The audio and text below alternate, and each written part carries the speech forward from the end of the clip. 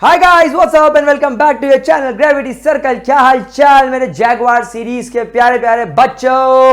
Okay, तो मेरे गुलजारी लाल हो, मेरे प्यारे बकुड़ हो, मैंने आपको पिछले लेक्चर में डीएनएफ ब्लॉक एलिमेंट पढ़ा रहा था और हम लोगों ने बहुत सारे ट्रेंड्स की बात कर ली थी। इनफैक्ट हम लोगों ने मेटेलिक नेचर की बात कर ली थी, एटॉमिक रेडियस, आयोनिक रेडियस की बात कर ली थी एंड बीच में मैंने थोड़ा सा गैप लिया था। जैसे मैंने आपसे कहा था कि मैं कुछ चीज़ों को लेकर अभी इन्वॉल्व हूँ और मैं थोड़ा सा टाइम नहीं दे पा रहा था, बट हम लोग आज से वापस आ चुके हैं और हम लोग हमारे सीरीज को कंटिन्यू रखेंगे। एंड किसी भी क्लास 12 के बच्चे को चिंता करने की जरूरत नहीं है, आपके केवल 10 चैप्टर हैं। हम ऑलरेडी यहाँ पर चौथा चैप्टर कर रहे हैं। इसको कंप्लीट करने के साथ हम लोग ऑर्गेनिक केमिस्ट्री और कोऑर्डिनेशन केमिस्ट्री को पैरेलली चालू कर देंगे।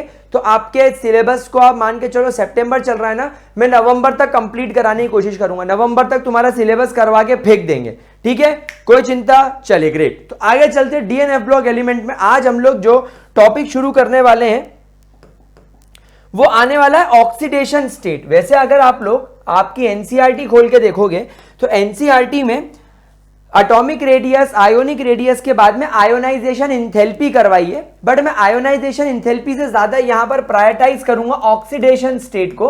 तो पहले आप लोग अगर एनसीईआरटी साथ साथ पढ़ रहे हो तो आप लोगों को मैं नो डाउट एनसीईआरटी की रीडिंग तो करवाता ही हूं, तो मैं आपको बता दूंगा कि ऑक्सीडेशन स्टेट आपको एनसीईआरटी में कहां मिलेगा। उसके बाद हम लोग आयोनाइजेशन इंथैल्पी पे जाएंगे। नाउ चलिए शुरू करें। Now guys, what do you mean by oxidation state? मेरे प्यारे बच्चों, what do you mean by oxidation state? Generally oxidation state का मतलब और कुछ नहीं होता, it is nothing but the charge present. It is nothing but the charge present on an atom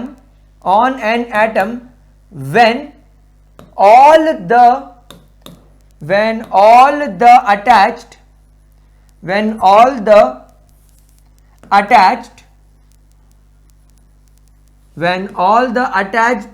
atoms are removed from it। जैसे कि आप मान लीजिए यहां पर आप एक एलिमेंट की बात कर रहे हो, के MnO4 में आप Mn एलिमेंट की बात कर रहे हो। अब Mn का यहां पर ऑक्सीडेशन स्टेट कितना होगा? तो ऑक्सीडेशन स्टेट और कुछ नहीं, ये हम पता लगाते हैं कि तुम्हारे मैग्नीज पर चार्ज कितना होगा। तुम्हारे मैग्नीज पर चार्ज कितना है। अब इस पर चार्ज कैसे पता लगाएंगे? हम इस पर चार्ज पता लगाएंगे ये सोच के कि अगर मान लीजिए इससे मैं पोटेशियम को अलग कर दूं और अगर मान लीजिए इससे मैं 4 ऑक्सीजन को अलग कर दूं तो इस पर नेट क्या चार्ज बचेगा। अब ये कैसे पता चलेगा? तो हम लोग सब जानते हैं कि पोटेशियम मैग्नीज से ज्यादा इलेक्ट्रोपॉजिटिव है, वो फर्स्ट ग्रुप का एलिमेंट है, तो ये मैग्नीज को इलेक्ट्रॉन देकर जाएगा +1 चार्ज। मैग्नीज का तो हमें चार्ज पता नहीं है। 4 ऑक्सीजन के एटम है और हम लोग जानते हैं कि एक ऑक्सीजन एटम 2 इलेक्ट्रॉन ले लेता है, तो -2। और क्योंकि ये मॉलिक्यूल एक न्यूट्रल मॉलिक्यूल है तो नेट चार्ज 0, तो 1 + x - 8 = 0, x - 7 = 0, तो x की वैल्यू हो जाएगी +7। तो यहां पर मैग्नीज पर ऑक्सीडेशन स्टेट कितनी हो गई? +7, यानी मैग्नीज का इस पर्टिकुलर कंपाउंड के अंदर जो चार्ज है वो +7 है।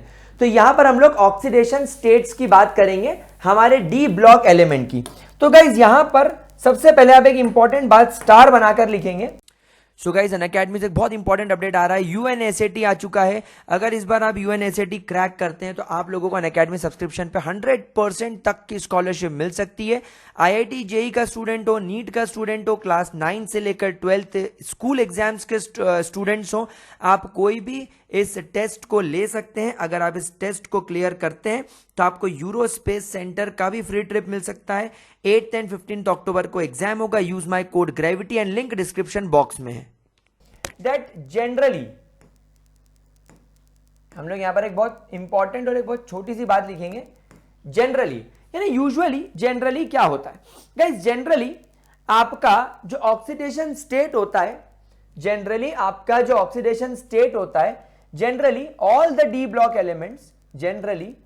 all the d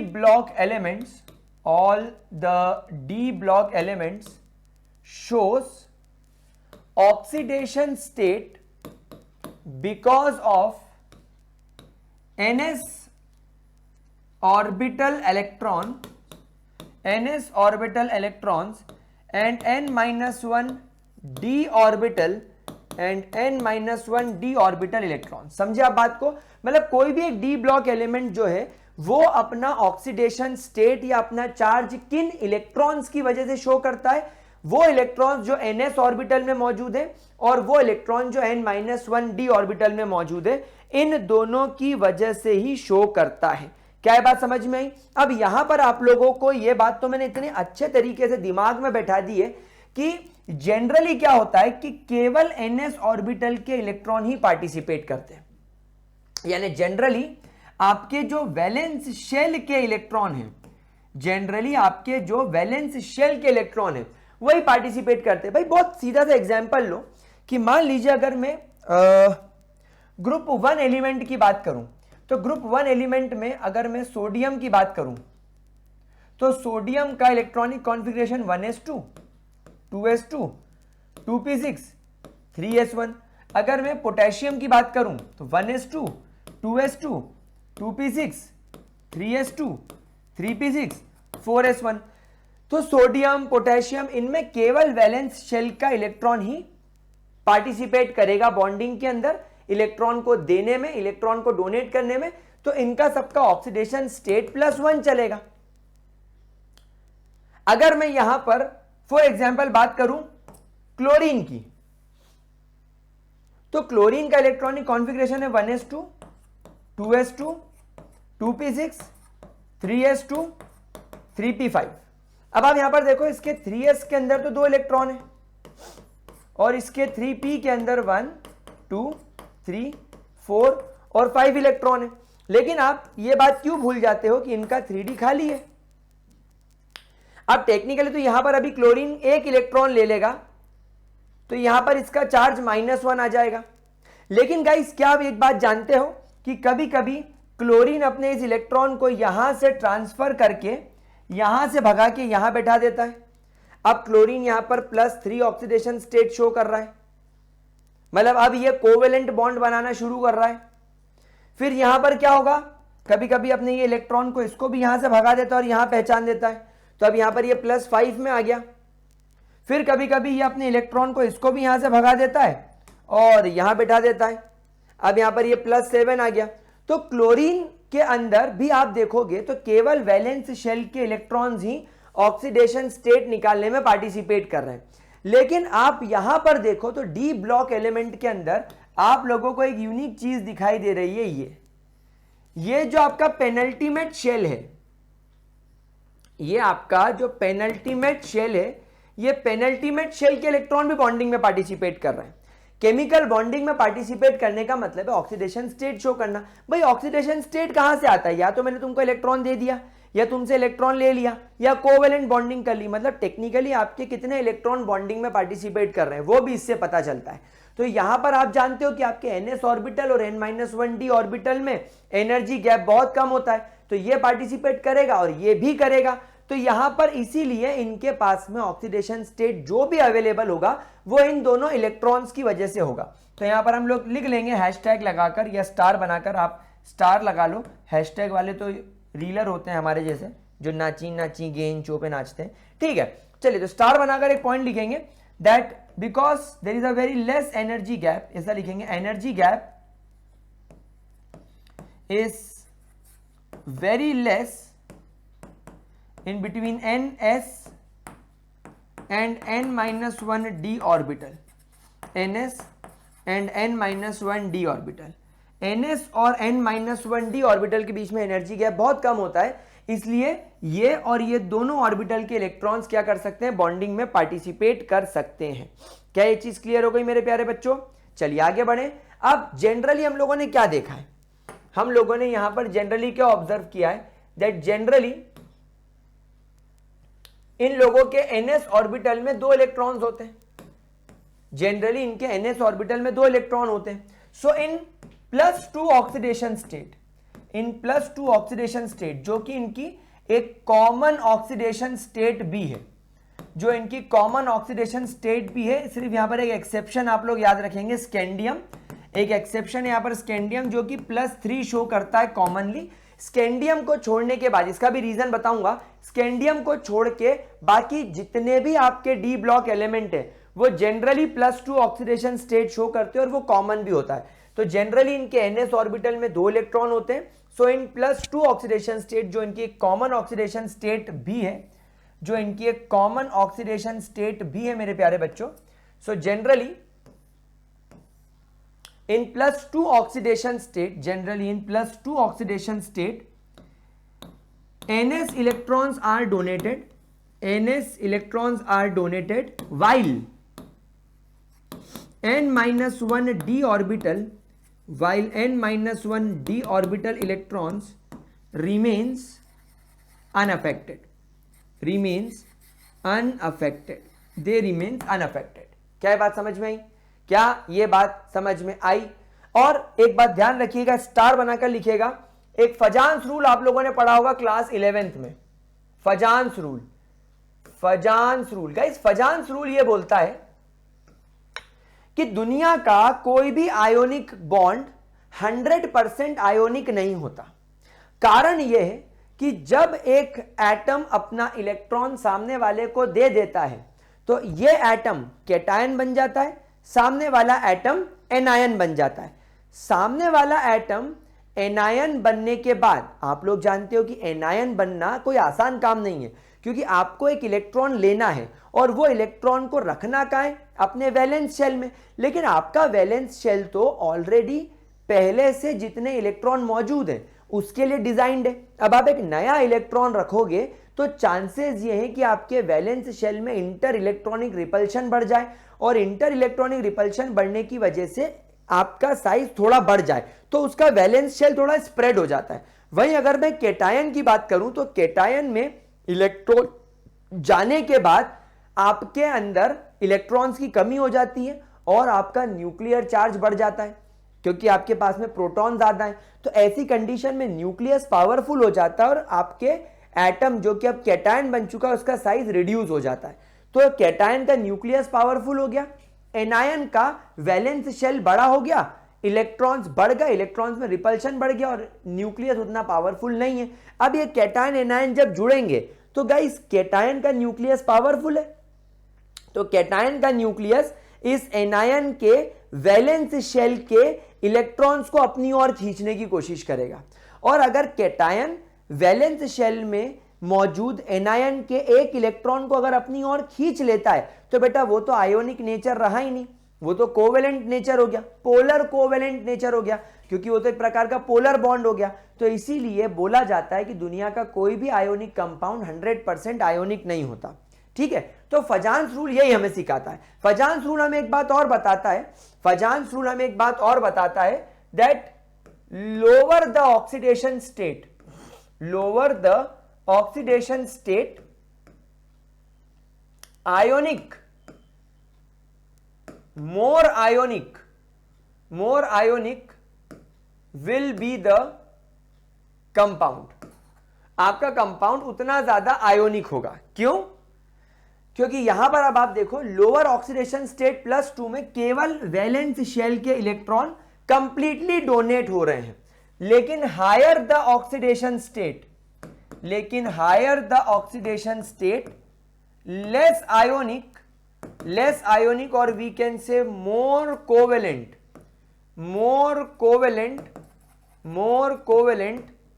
will be the compound, more covalent will be the compound। आपका कंपाउंड उतना ज्यादा कोवेलेंट हो जाएगा। अब इसके पीछे क्या लॉजिक है देखो, इसके पीछे क्या लॉजिक है that as soon as oxidation number increases like +3 +4 +5 +6 and +7, n-1 d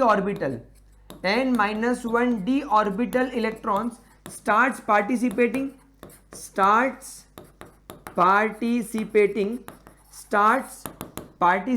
in bonding।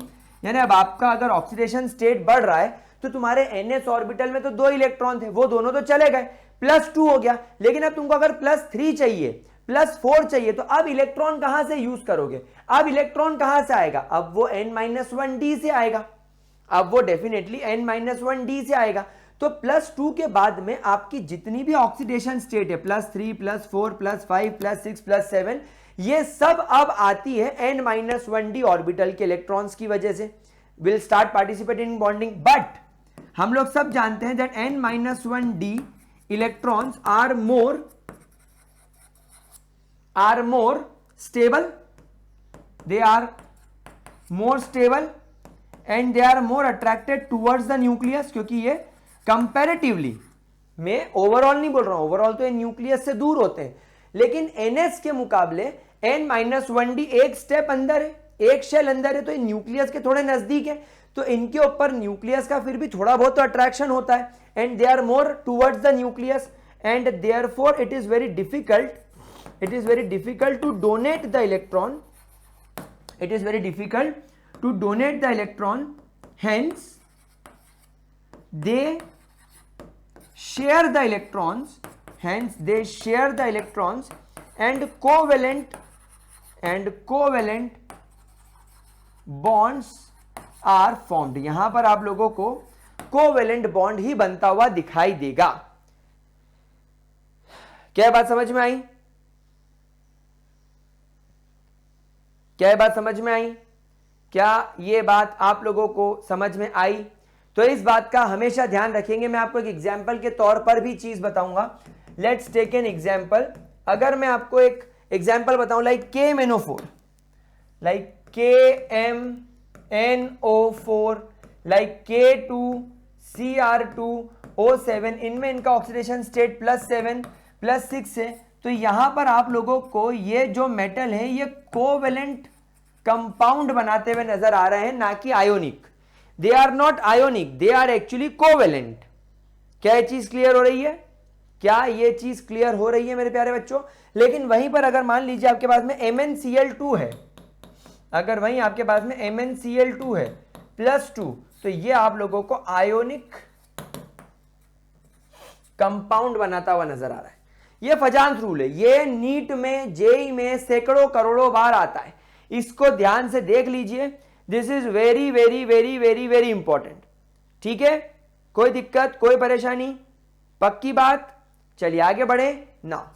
अब हम कुछ यहां पर इंपॉर्टेंट पॉइंट डिस्कस कर लेते हैं। पहला point, scandium have +3 oxidation state only, while as we move to the middle, the oxidation state increases and then decreases as we go towards the end of the series, that is zinc shows only +2 oxidation state. यानी इससे क्या समझ में आया कि scandium, titanium, vanadium, chromium, manganese, इनके number of oxidation state बढ़ते हैं, फिर मैग्नीज के बाद आयरन, कोबाल्ट, निकल, कॉपर और जिंक के वापस से कम होना स्टार्ट हो जाते हैं। तो यहां पर भी आपको सेम पैटर्न मिलेगा, ग्रुप के मिडिल तक नंबर ऑफ ऑक्सीडेशन स्टेट बढ़ गए, देन लेटर ऑन घट गए। क्या ये चीज क्लियर हो गई मेरे प्यारे बच्चों? क्या ये चीज क्लियर हो गई? अब ऐसा क्यों हो रहा है? ऐसा इसलिए हो रहा है, तो हम इसका यहां पर रीजन लिख लेते हैं इस चीज का। Let's write a reason that oxidation state, जैसा मैंने आपसे कहा, डिपेंड करती है कंपाउंड बनाने की टेक्निक पर। मतलब आपका कंपाउंड बन रहा है, आपका मेटल इलेक्ट्रॉन को या तो डोनेट कर रहा है या तो शेयर कर रहा है। तो यानी कि अगर आपका इलेक्ट्रॉन डोनेट हो रहा है या अगर आपका इलेक्ट्रॉन शेयर हो रहा है, मतलब वो अनपेयर्ड है, मतलब आपके बॉन्डिंग के अंदर केवल और केवल वही इलेक्ट्रॉन पार्टिसिपेट करेगा जो क्या है, अनपेयर्ड है। तो यहां पर ध्यान रखना that as we move towards the middle, as we move towards the middle of the series, the number of unpaired electrons increases, and later on number of unpaired electron decreases as we go towards the end of the series. यहां पर आप खुद एक बात ध्यान रखिए कि मैं यहां पर आपको स्कैंडियम का केस बताऊं. गाइस स्कैंडियम के केस में क्या होता है, इसके 4s ऑर्बिटल में तो एक इलेक्ट्रॉन होता है. मैं यहां पर 3D अंदर बनाऊंगा क्योंकि यहां पर हम इलेक्ट्रॉन निकालने की बात कर रहे हैं और इलेक्ट्रॉन सबसे पहले वैलेंस शेल से निकलेगा. भले ही अफबाउ प्रिंसिपल के हिसाब से 4s ऑर्बिटल में 2 इलेक्ट्रॉन पहले आएंगे, उसके बाद हम अंदर जाएंगे और 3D में इलेक्ट्रॉन रखेंगे, लेकिन 3D है तो अंदर की तरफ, वैलेंस तो वैलेंस होता तो इलेक्ट्रॉन पहले यहां से निकलेंगे. तब स्कैंडियम एज यूजुअल उसके वैलेंस शेल में 2 इलेक्ट्रॉन है. तो जैसे तुम्हारा बेरिलियम, मैग्नीशियम, कैल्शियम, इनके भी वैलेंस शेल में 2 इलेक्ट्रॉन है, तो ये अपने दोनों इलेक्ट्रॉन डोनेट कर देते हैं. ठीक उसी प्रकार ये भी अपने दोनों इलेक्ट्रॉन डोनेट कर देते हैं. अब ये दोनों इलेक्ट्रॉन डोनेट करने के बाद में स्कैंडियम के पास में एक ही इलेक्ट्रॉन बचा. अब स्कैंडियम सोचेगा कि अगर मेरा ये इलेक्ट्रॉन भी चला जाए तो अब मेरे पास में बिल्कुल आर्गॉन गैस जैसा कॉन्फ़िगरेशन हो जाएगा, जिसके 1s में 2, 2s में 2, 2p में 6, 3s में 2 और 3p में 6 इलेक्ट्रॉन्स बचेंगे. और ये स्कैंडियम प्लस 3 का कॉन्फ़िगरेशन हो गया. देखिए बिल्कुल स्टेबल नोबल गैस कॉन्फ़िगरेशन हो गया. It is actually a noble gas configuration.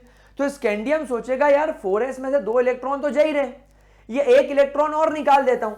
तो in order to gain the stable electronic configuration scandium अपने इस इलेक्ट्रॉन को भी हटा देता है.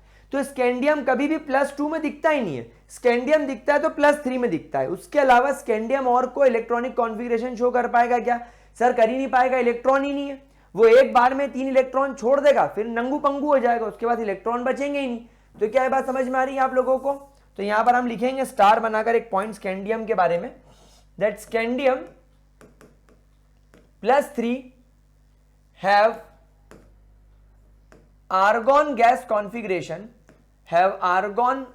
configuration that is a stable, that is we can say a stable noble gas configuration,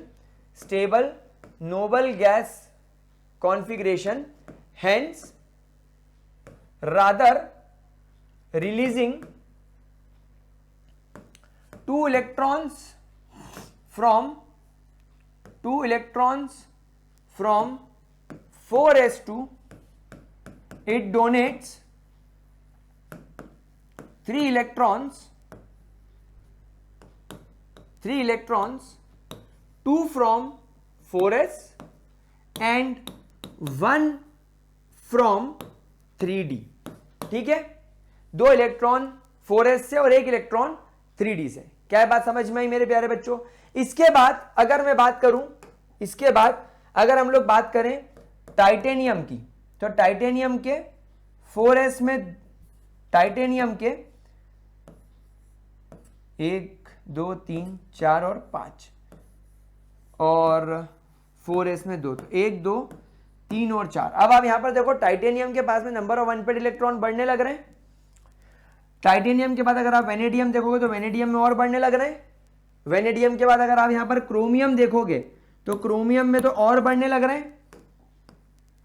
6 unpaired electron हो गए, तो क्रोमियम का ऑक्सीडेशन स्टेट +6 तक जा सकता है, +6 तक जा सकता है. क्रोमियम के बाद अगर मान लीजिए यहां पर मैग्नीज आ गया, तो मैग्नीज में अब आप देखिए यहां पर 7 इलेक्ट्रॉन पार्टिसिपेट करेंगे, 4s के 2 तो करेंगे ही और यहां पर 5 ये करेंगे, तो मैग्नीज इसीलिए +7 ऑक्सीडेशन स्टेट तक शो कर सकता है. 2 इलेक्ट्रॉन 4s से चले जाएंगे आयोनिक बॉन्ड बनाने के लिए और 5 इलेक्ट्रॉन Mn से चले जाएंगे कोवेलेंट बॉन्ड बनाने के लिए, तो टोटल 7. लेकिन आप जैसे आयरन की तरफ पहुंचोगे तो आयरन के अंदर अब इधर पेयरिंग हो गई, तो अब आयरन के अंदर ये 2 इलेक्ट्रॉन तो चले जाएंगे, लेकिन अब ये 2 पार्टिसिपेट नहीं करेंगे बॉन्डिंग में, क्योंकि ये ऑलरेडी पेयर्ड है, कोवेलेंट बॉन्डिंग में नहीं होता है.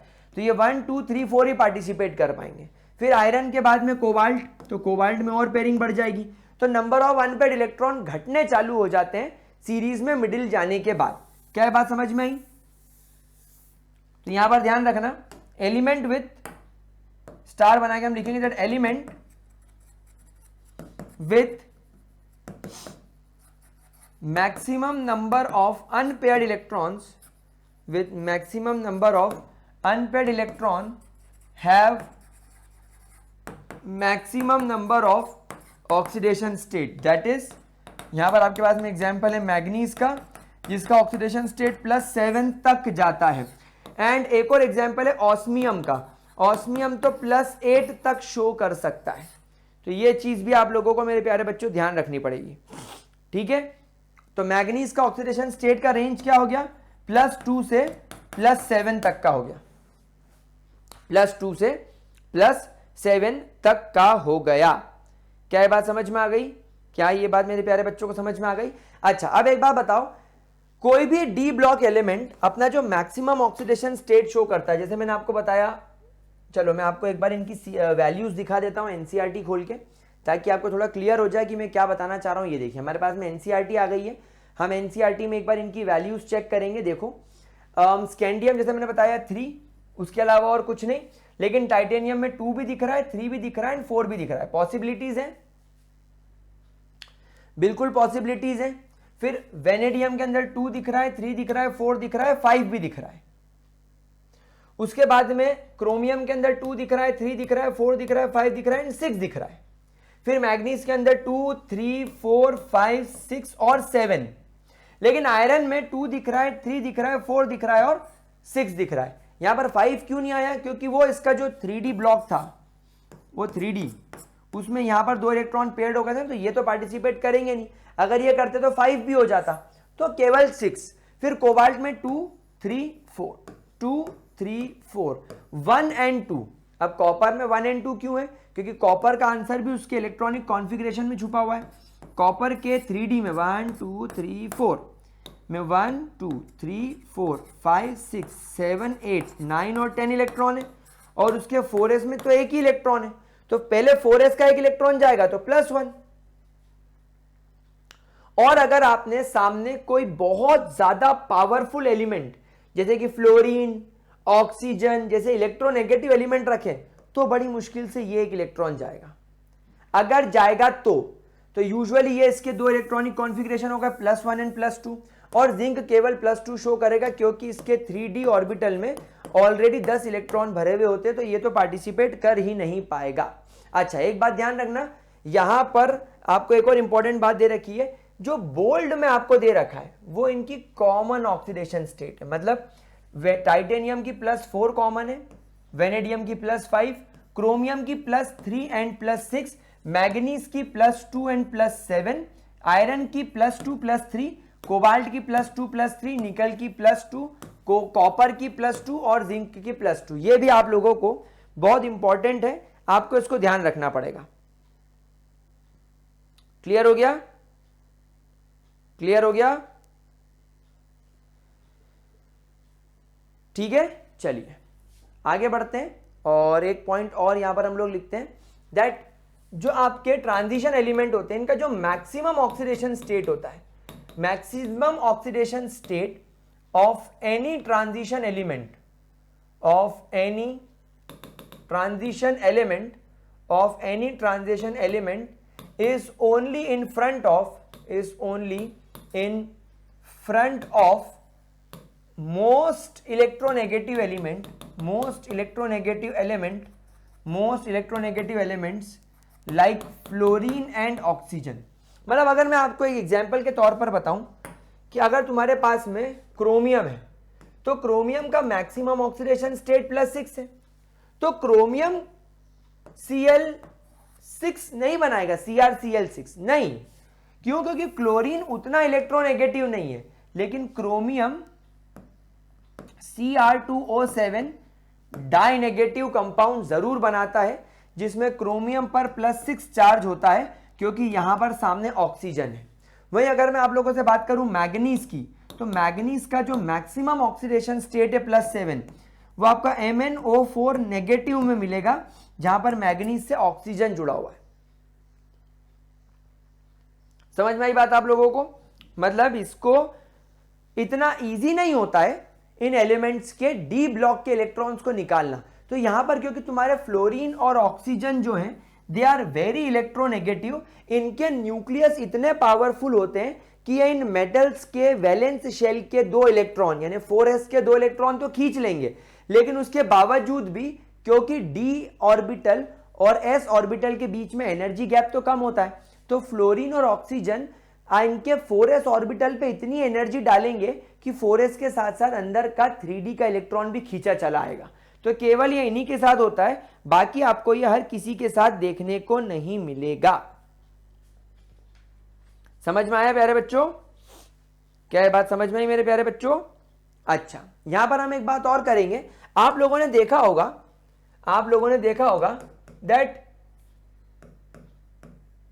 The oxidation state of P block elements, अगर हम यहां पर किसी भी पी ब्लॉक एलिमेंट के ऑक्सीडेशन स्टेट की बात करें, of any P block element like चलो मैं यहां पर बात करूं तुम लोगों से क्लोरीन की, लाइक क्लोरीन, तो क्लोरीन का ऑक्सीडेशन स्टेट -1 होगा, 0 होगा, +1 होगा, ये तो चलेगा। लेकिन इसके बाद में +3 होगा, +5 होगा और +7 होगा। यानी यहां पर अब आप देखो इसका जो ऑक्सीडेशन स्टेट है वो 2-2 से वेरी कर रहा है, वो 2-2 से वेरी कर रहा है।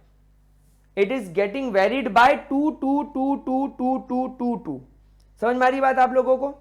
आप लोगों को क्या ये बात समझ में आ रही है? उसके अलावा अगर यहां पर मैं एक और जनरल सी आपको एक बहुत छोटी सी बात बताऊं, इन elements there the oxidation state of p block element varies by 2 unit, but in d block elements it varies by 1 unit, आप खुद देखो ये 1 यूनिट से ही वेरी कर रहा है। आप खुद देखो, आपके सामने यहां पर डेटा, ये मैं नहीं बता रहा, देखो ये हमारा डेटा खुद बता रहा है। देखो खुद आप, मैग्नीज का +2 से +3 हो गया, 1 यूनिट से बढ़ा। आयरन का बताया, सॉरी मैंने, +2 से +3 हो गया मैग्नीज का, 3 से 4, 4 से 5, 5 से 6, 6 से 7, यानी 2-2 यूनिट से नहीं बढ़ रहा है। अब इसके पीछे रीजन क्या बताओगे भाई? डी ब्लॉक एलिमेंट में जो डी ऑर्बिटल है वो खाली है, उसमें एक एक इलेक्ट्रॉन अनपेयर होकर जा रहा है, तो सिंपल सी बात है। लेकिन पी ब्लॉक में क्या हो रहा था? इलेक्ट्रॉन्स ऑलरेडी पेयर्ड थे और वो पेयर्ड होकर 3s से 3d में जा रहे थे, 3p से 3d में आ रहे थे, तो वो 2 यूनिट से बढ़ रहा था। तो यहां पर इतना टेंशन लेने की जरूरत नहीं है, ठीक है? देख लो। और बड़ा इंटरेस्टिंग फैक्टर मैं आपको यहां पर इनका बता दूं, इनका एक और इंटरेस्टिंग फैक्टर आपको ध्यान रखना पड़ेगा। जो आपका स्टैंडर्ड रिडक्शन पोटेंशियल होता है, याद है सबको, इलेक्ट्रोकेमिस्ट्री में पढ़ाया था स्टैंडर्ड रिडक्शन पोटेंशियल। जैसे मान लीजिए आपके पास में लिथियम है, पॉजिटिव आयन एक्वस फॉर्म में, अगर हमने लिथियम को बोला लिथियम बेटा एक इलेक्ट्रॉन लेगा, लिथियम सॉलिड में कन्वर्ट होगा, तो लिथियम अपने E0 की वैल्यू -3.03 वोल्ट दे रहा है। Let's take an example. तो ये नेगेटिव वैल्यू इस बात को शो करती है that lithium don't want to accept this electron. Lithium electron लेकर खुद को रिड्यूस नहीं करना चाह रहा है, उसके रिडक्शन की वैल्यू नेगेटिव आ रही है। याद आ गया? तो यहां पर अगर आपके पास में किसी ट्रांजिशन एलिमेंट के रिडक्शन पोटेंशियल की वैल्यू है, जैसे आपके पास में कॉपर पॉजिटिव, आप लोग जानते हैं कि कॉपर की 2 ऑक्सीडेशन स्टेट होती है, एक कॉपर पॉजिटिव और एक कॉपर डाई पॉजिटिव। कॉपर की 2 ऑक्सीडेशन स्टेट होती है। तो अगर हमारे पास में मान लीजिए किसी कंपाउंड के अंदर कॉपर +1 फॉर्म में है, तो हमने उसका ऑक्सीडेशन रिडक्शन किया और रिडक्शन करने के बाद में हमने उसका रिडक्शन पोटेंशियल निकाला, तो इसके रिडक्शन पोटेंशियल की वैल्यू आई +0.52 वोल्ट, +0.52 वोल्ट। कोई दिक्कत, कोई परेशानी? कोई दिक्कत, कोई परेशानी? कोई दिक्कत मेरे प्यारे बच्चों? क्या चीज क्लियर हो गई? लेकिन अगर मैं यहां पर कॉपर डाई पॉजिटिव की बात करूं और यहां पर उसको रिड्यूस करने की कोशिश करूं, तो इसके रिडक्शन पोटेंशियल की वैल्यू आई +0.34 वोल्ट, +0.34 वोल्ट। अब आप इससे क्या पता लगाओगे? स्टैंडर्ड रिडक्शन पोटेंशियल जितना ज्यादा पॉजिटिव होगा वो उतना इजीली रिड्यूस हो जाएगा, वो उतना इजीली रिड्यूस हो जाएगा। तो यहां पर मैं क्या देख पा रहा हूं? मैं खुद इस चीज को ऑब्जर्व कर पा रहा हूं that copper di positive have more standard reduction potential value than आपके copper di positive. Copper di positive के मुकाबले इसकी वैल्यू ज्यादा है, तो यहां पर हम बोलेंगे hence Cu positive will reduce easily. Cu di positive के मुकाबले Cu पॉजिटिव जल्दी रिड्यूस हो जाएगा। भाई कॉपर को 2 इलेक्ट्रॉन चाहिए और ये कॉपर को 1 इलेक्ट्रॉन चाहिए। आप खुद इमेजिन करो, कॉपर का अभी 3D कंप्लीट है। आप खुद यहां पर इमेजिन करो, अभी आपके कॉपर का यहां पर 3D कंप्लीट है, उसके 4s में 0 इलेक्ट्रॉन है, राइट? तो कॉपर 1 इलेक्ट्रॉन लेना जल्दी चाहेगा, बोलेगा यार इसको 0 को अगर मैं 1 कर लूं तो ये फुल्ली फिल्ड, ये half filled, very stable configuration, very stable configuration. तो ये उस 1 इलेक्ट्रॉन को जल्दी से ले लेगा, ये उस इलेक्ट्रॉन को जल्दी से ले लेगा और अपने आप को कन्वर्ट कर लेगा। मतलब copper positive copper di positive को जल्दी रिड्यूस हो जाएगा। अब एक बात बताओ, दोनों में से स्टेबल कौन होगा? दोनों में से स्टेबल कौन होगा? सिंपल सी बात है, Cu di positive will be more stable. Cu di positive will be more stable. यहां पर हम किसकी बात कर रहे हैं? यहां पर हम स्टेबिलिटी की बात कर रहे हैं। In terms of stability Cu di positive Cu positive के मुकाबले ज्यादा स्टेबल होगा। इसका रीजन क्या बताओगे? एक बात बताओ, आपने Cu पॉजिटिव का कंपाउंड बनाया, मान लो आपने यहां पर Cu2O बनाया, इसमें कॉपर पर +1 चार्ज है। अब जैसे कॉपर किसी ऐसे मीडियम में या किसी ऐसी रिएक्शन में या कैसे ऐसे एटमॉस्फेयर में जाएगा जहां पर उसको इलेक्ट्रॉन मिलेगा, तो वो तो फटाफट इस ऑक्सीजन को धोखा देके कॉपर बन के अलग हो जाएगा। मतलब ये कंपाउंड जल्दी टूट जाएगा, ये कंपाउंड जल्दी टूट जाएगा। लेकिन अगर वहीं आपके पास में CuO होगा जिसमें कॉपर पर +2 चार्ज होगा, कॉपर 2 इलेक्ट्रॉन लेने के लिए थोड़ा टाइम लगाएगा। मतलब वो ज्यादा पॉजिटिव वैल्यू नहीं शो कर रहा है, मतलब वो इतना इजीली रिड्यूस नहीं होगा जितना इजीली ये हो रहा है। तो ये थोड़ा ज्यादा स्टेबल है क्योंकि इसका स्टैंडर्ड रिडक्शन पोटेंशियल कम है। तो स्टैंडर्ड रिडक्शन पोटेंशियल की वैल्यू का इस्तेमाल करके भी हम लोग इन चीजों को पता कर सकते हैं। अच्छा, यहां पर इन दोनों में से स्ट्रॉन्गर ऑक्सीडाइजिंग एजेंट कौन होगा? तो definitely copper positive is a stronger oxidising agent. Copper di positive के मुकाबले कॉपर पॉजिटिव एक स्ट्रॉन्ग ऑक्सीडाइजिंग एजेंट है क्योंकि जल्दी से रिड्यूस हो रहा है। जो जल्दी रिड्यूस होगा वो स्ट्रॉन्ग होगा। क्या ये चीज आप लोगों को अब समझ में आई? क्या ये चीज आप लोगों को अब समझ में आई? चलिए, तो गाइज यहां पर मैंने आपको ऑक्सीडेशन स्टेट इतना अच्छे से पढ़ा दिया है जिसकी कोई हद नहीं। अब एक बार हम लोग एनसीईआरटी को प्रूफ रीड करेंगे, एक बार अच्छे तरीके देखेंगे। देखिए, आपको 8.3.4 पहले पढ़ना है। 8.3.4 पढ़ने के बाद में मैं आपको पीछे ले जाऊंगा और इसके बाद मैं आपको इसका आयोनाइजेशन एंथैल्पी सिखाऊंगा। अभी तक तो मैंने आप लोगों को यहां तक पढ़ाया है, ये देखिए अभी तक तो मैंने आपको यहां तक पढ़ाया है। ये टेबल मैंने आपको बोला था कि टेबल आपको पूरी एनालाइज करनी है। इस टेबल में कुछ भी नहीं है। ये टेबल का नाम क्या है भैया? कहां लिखा है इसका नाम? 8.2।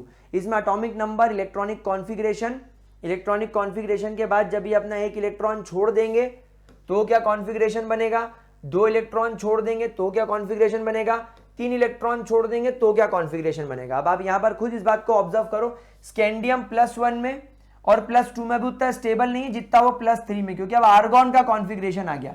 तो स्कैंडियम +3 में ज्यादा स्टेबल है। जिंक को देखो, जिंक +2 में क्यों स्टेबल है, +1 में क्यों नहीं? क्योंकि अभी ये अभी प्रॉपरली स्टेबल नहीं है। लेकिन वो जैसे अपने 4s खाली कर देगा, उसके 3D में 10 आ जाएगा, वो भी स्टेबल कॉन्फ़िगरेशन हो जाएगा।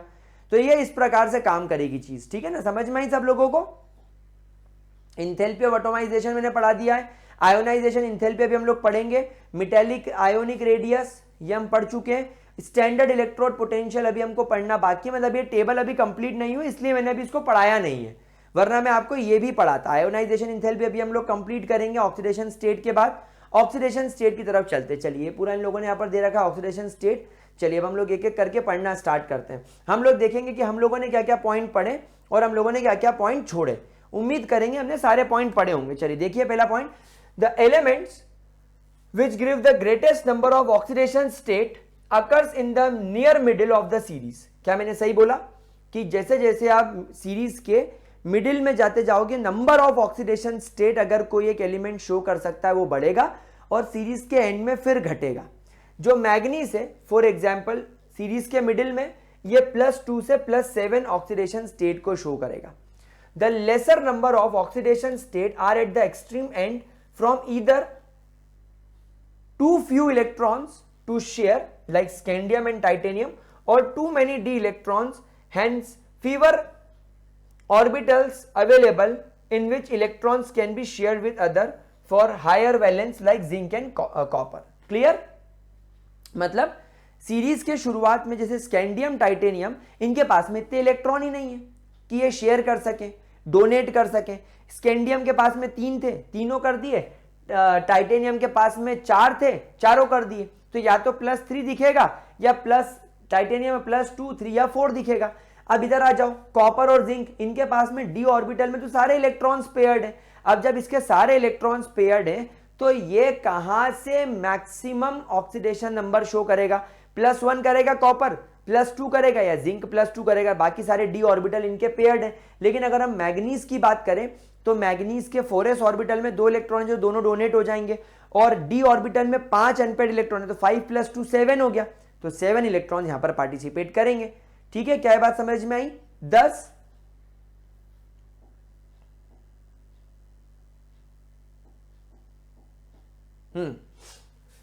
Thus, early in the series, scandium +2 is virtually unknown and titanium +4 is more stable than +3 and +2. ये मैं आपको ऑलरेडी बता चुका हूं।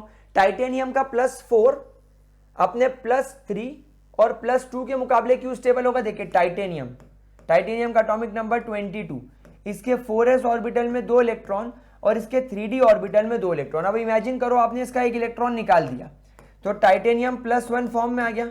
अब इसके 4s में 1, 3d में 2। क्या ये कॉन्फ़िगरेशन स्टेबल है? नहीं, ऊपर वाले से तो नहीं है। तो ये अपना एक इलेक्ट्रॉन और छोड़ देगा। अभी आ गया टाइटेनियम +2 में और ये हो गया इसका पहला स्टेबल इलेक्ट्रॉनिक कॉन्फ़िगरेशन। जब ये अपने 2 इलेक्ट्रॉन छोड़ देगा 4s ऑर्बिटल में से तो ये हो गया 4s0 3d2। अब ये इसका एक इलेक्ट्रॉनिक कॉन्फ़िगरेशन हो गया जो ये शो करेगा। +2 फॉर्म में टाइटेनियम दिखेगा, लेकिन देखो अभी भी इसके पास में स्टेबिलिटी नहीं है। तो टाइटेनियम क्या करेगा? एक इलेक्ट्रॉन और छोड़ देगा। टाइटेनियम +3 में आ गया। 4s तो 0 है, 3d 1 हो गया। अब टाइटेनियम की बेचैनी बढ़ेगी। टाइटेनियम बोलेगा एक काम करो रहा सहाय, ये इलेक्ट्रॉन भी फेंक दो ताकि मेरा ये और ये 0 हो जाए। मतलब मेरा 1s2 2s2 2p6 3s2 और 3p6 ये 18 इलेक्ट्रॉन हो जाए तो हमारा टाइटेनियम +4 में आ जाए और ये इसका मैक्सिमम स्टेबल ऑक्सीडेशन स्टेट रहेगा। क्यों?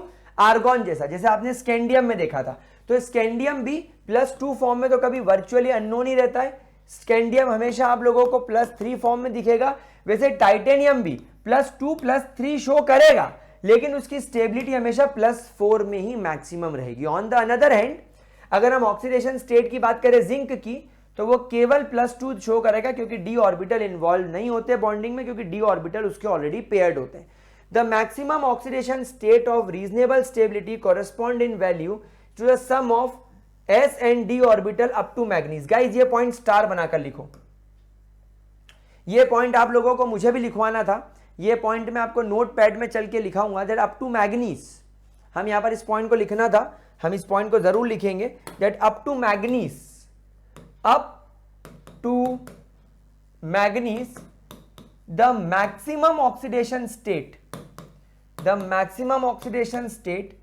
that one element shows is the sum of s plus d orbital electrons। जैसे अगर मैं बात करूं मैग्नीज की तो मैग्नीज के 4s ऑर्बिटल में 2 इलेक्ट्रॉन और 3d ऑर्बिटल में 5 इलेक्ट्रॉन, तो 2 + 5 7, manganese +7 oxidation state maximum show करता है। अगर मैं यहां पर बात करूं क्रोमियम की तो क्रोमियम के 3d में होते हैं 5 और क्रोमियम के 4s में होते हैं 1, तो 1 + 5 = 6। तो क्रोमियम का ऑक्सीडेशन स्टेट जो मैक्सिमम जाता है वो जाता है +6। ठीक है, it is a very important point, हमें इस पॉइंट पर खासी नजर रखनी चाहिए। ये पॉइंट पर सवाल आने के पूरे प्रोबेबिलिटी होती है। ठीक है, टाइटेनियम, वेनेडियम, क्रोमियम, मैग्नीज ये सब are followed by rather abrupt decrease in stability of higher oxidation state so that the typical species to follow are ये मैं आपको बता चुका हूं, ये इनके ऑक्सीडेशन स्टेट में आपको बता चुका हूं, इसके बारे में कोई ज्यादा स्टेप वो करने की जरूरत नहीं है। अच्छा, बस ये इतनी सी एक बात बोल रहा है आप लोगों से कि यूजुअली टाइटेनियम +4 शो करेगा, वेनेडियम +5 शो करेगा, कॉपर 6 शो करेगा, मैग्नीज 7 शो करेगा, followed by a rather abrupt decrease in stability of higher oxidation state, so that a typical species जैसे आयरन 2 और 3 शो करेगा, कोबाल्ट 2 3, निकल 2, कॉपर 1 2 एंड जिंक 2। क्यों? क्योंकि इनके पास में अनपेयर्ड इलेक्ट्रॉन घट जाते हैं, इनके डी ऑर्बिटल बॉन्डिंग में पार्टिसिपेट नहीं करते पेयरिंग होने की वजह से, तो इनका ऑक्सीडेशन स्टेट कम हो जाता है। Simple. Now the variability of oxidation state, a characteristics of transition element arise out of incomplete filling of d orbital in such a way that their oxidation state differ from each other by unity। क्या मैं आपको ये already बता चुका हूं? जैसे आप देखो, वेनेडियम का 2, वेनेडियम का 3, वेनेडियम का 4 एंड वेनेडियम का 5, यानी वेनेडियम का ऑक्सीडेशन स्टेट 1 यूनिट से चेंज हो रहा है, यानी 2 था तो 3 हो जाएगा, 3 था तो 4 हो जाएगा, 4 था तो 5 हो जाएगा। क्यों? क्योंकि आपका डी ऑर्बिटल यहां पर इनकम्प्लीट भरा हुआ होता है, और इनकम्प्लीट भरे होने की वजह से अगर आपका इलेक्ट्रॉन अपनी पोजीशन चेंज कर रहा है, या जैसे मैं बोलूं कि आपका डी ऑर्बिटल यहां पर भरा हुआ है 1 2 3 4, और डी ऑर्बिटल में यहां पर आपके ऑलरेडी 3 इलेक्ट्रॉन है, और आपके 4s ऑर्बिटल में से 2 इलेक्ट्रॉन जा चुके हैं x के, तो x अभी +2 फॉर्म में है। अब x का जो अगला इलेक्ट्रॉन जाएगा वो यहां से जाएगा, तो अब यहां पर ये +3 हो गया, यहां से जाएगा तो ये +4 हो गया, यहां से जाएगा तो ये +5 हो गया, तो ये एक एक से चेंज हो रहा है। क्यों? क्योंकि इनका डी ऑर्बिटल इनकम्प्लीट भरा हुआ होता है। In contrast to the variability of the oxidation state of non transition element are differed by a unit of 2। P block में 2 से डिफर करता है। क्यों? क्योंकि पी ब्लॉक में इलेक्ट्रॉन 3s से 3d में जाता है, यहां पर इलेक्ट्रॉन 3s से 3d में, 3p से 3d में जाता है, लेकिन यहां पर इलेक्ट्रॉन बाहर ही चला जाता है, तो दोनों के अंदर बहुत ज्यादा यहां पर एक डिफरेंस आ जाता है। एक इंटरेस्टिंग फैक्ट बोल रहा है कुछ हम लोगों को पढ़ने के लिए, आइए हम लोग पढ़ लेते हैं interesting fact. An interesting feature is the variability of oxidation state of the D block element is noticed among the group 4 to 10, although in the p block the lower oxidation state are favored by heavier member due to inert pair effect, the opposite is true in d block element। for example in d block element जो आपका molybdenum है और आपका जो tungsten है, chromium के नीचे molybdenum, molybdenum के नीचे टंगस्टन, ठीक है, स्कैंडियम, टाइटेनियम, वेनेडियम, क्रोमियम, 3 4 5 6, ये सब आपके ग्रुप 6 के मेंबर्स हैं। ग्रुप 6 में सबसे पहले क्रोमियम, फिर मोलिब्डेनम और फिर टंगस्टन। तो ये देखा गया कि मोलिब्डेनम +6 ऑक्सीडेशन स्टेट में, टंगस्टन +6 ऑक्सीडेशन स्टेट में, they are more stable as compare to chromium in +6 oxidation state, ये लेस स्टेबल होगा। लेकिन क्या आप लोग जानते हैं कि पी ब्लॉक एलिमेंट में इसका उल्टा होता है।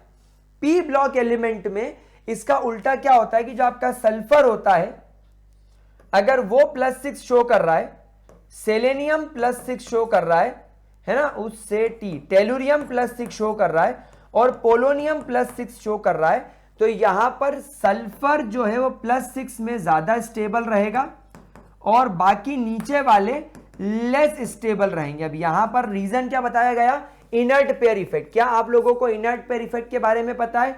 अगर नहीं पता तो एक छोटी सी बात ध्यान रखना, इनर्ट पेयर इफेक्ट के अंदर ये जो पी ब्लॉक एलिमेंट होते हैं, इनके वैलेंस शेल के s ऑर्बिटल में 2 इलेक्ट्रॉन्स तो इनके भी होंगे, ये मना कर देता है बॉन्डिंग में पार्टिसिपेट करने से, क्योंकि बेटा ये नॉन मेटल्स है और नॉन मेटल्स के इलेक्ट्रॉन डोनेट नहीं होते, वो हमेशा शेयर होते हैं या इलेक्ट्रॉन लेते हैं।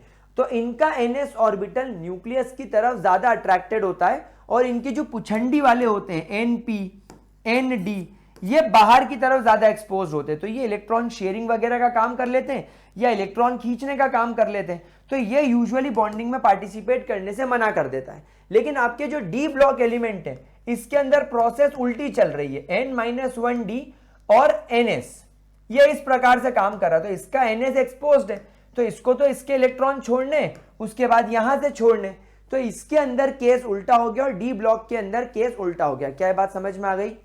क्या ये बात मेरे प्यारे बच्चों को समझ में आ गई? पक्की बात। इसीलिए बोला जाता है कि क्रोमियम अगर अपने +6 ऑक्सीडेशन स्टेट में है तो वो लेस स्टेबल है। तो ये जो पोटेशियम डाइक्रोमेट को अगर आपने एसिडिक मीडियम में डाल दिया तो एक अच्छा ऑक्सीडाइजिंग एजेंट बन जाता है। ऑक्सीडाइजिंग एजेंट मतलब सामने वाले का इलेक्ट्रॉन ले लेगा, यानी क्रोमियम अपने आप को +6 फॉर्म से जल्दी से +3 फॉर्म में कन्वर्ट कर लेगा 3 इलेक्ट्रॉन एक्सेप्ट करके। तो ये क्या करेगा, सामने वाले के 3 इलेक्ट्रॉन ले लेगा, खुद रिड्यूस हो जाएगा और सामने वाले को ऑक्सीडाइज कर देगा। इसलिए तो पोटेशियम डाइक्रोमेट को, पोटेशियम परमैंगनेट को स्ट्रॉन्गर ऑक्सीडाइजिंग एजेंट बोलते हैं। क्यों? क्योंकि ये अपने +6 या +7 फॉर्म में लेस स्टेबल होते हैं, इसलिए ये इलेक्ट्रॉन ले लेंगे, खुद रिड्यूस कर देंगे, सामने वाले को ऑक्सीडाइज कर देंगे। ठीक है, फिर तो नया आ गया। यहां पर हम एक बात और देख लेते हैं। हाँ, अब देखो गाइस, ये बात मैं आपको एक्चुअली यहां नहीं पढ़ा रहा हूं क्योंकि अभी हम लोग जब कोऑर्डिनेशन केमिस्ट्री देखेंगे तो ये सारी चीजें आ जाएंगी। जो lower oxidation states are found when the complex have capacity to form pi acceptor character in addition to the sigma bonding and it is observed in the आपके लिगेंड यानी कोऑर्डिनेशन कंपाउंड। तो कोऑर्डिनेशन सॉल्ट में पूरा clear हो जाएगा आप लोगों को। So we are not focusing on this paragraph right now, लेकिन एक बार मैं आपको ध्यान रखूंगा, आप लोग अपनी एनसीईआरटी में इस पैराग्राफ को मार्क करके लिख लीजिए that you have to studied after coordination chemistry. ये आप लोग एक बार कोऑर्डिनेशन केमिस्ट्री पढ़ोगे ना, कोऑर्डिनेशन कंपाउंड वाला चैप्टर मेरे साथ में पढ़ोगे ना इस चैप्टर के बाद में, तो ये चीज आपको ऑटोमेटिकली क्लियर हो जाएगी विदाउट एनी प्रॉब्लम। ठीक है, चलिए अब ये देखो एक एग्जांपल दे रखा है तुम लोगों को, name and transition element which does not exhibit variable oxidation state. तो यहां पर आप लोगों को जवाब में दे रखा है स्कैंडियम। स्कैंडियम की वेरिएबल नहीं होती, स्कैंडियम की केवल +3 होती है, लेकिन आप इसके साथ में जिंक भी लिख सकते हैं, जिंक की केवल +2 होती है। लेकिन यहां पर खास बात यह है कि इसने ट्रांजिशन एलिमेंट पूछा है और जिंक को तो हम लोग सूडो ट्रांजिशन एलिमेंट बोलते हैं, इसलिए जिंक लिखने की बहुत सारे बच्चे लिख देते हैं और फिर सोचते हैं कि हमारा जवाब तो सही है लेकिन हमारे मार्क्स क्यों कट गए, क्योंकि हम लोग यहां पर जिंक क्यों मेंशन नहीं कर रहे हैं, क्योंकि ये ट्रांजिशन एलिमेंट आपसे पूछ रहा है। अब ये बोल रहा है which of the 3D series क्या बोल रहा है, which of the 3D series of the transition metal exhibit the largest number of oxidation number and why. इसका जवाब होगा मैग्नीज, +2 से +7। अब इसका रीजन क्या होगा, वाई, बिकॉज इसके पास में maximum number of unpaired electrons होते हैं, इसके पास में maximum number of unpaired electrons होते हैं और इसीलिए ये मैक्सिमम ऑक्सीडेशन स्टेट शो करता है। ठीक है, तो यहां पर ऑक्सीडेशन स्टेट कंप्लीट करने के बाद अब हम लोग चलेंगे हमारे आयोनाइजेशन इंथैल्पी वाले पार्ट की तरफ।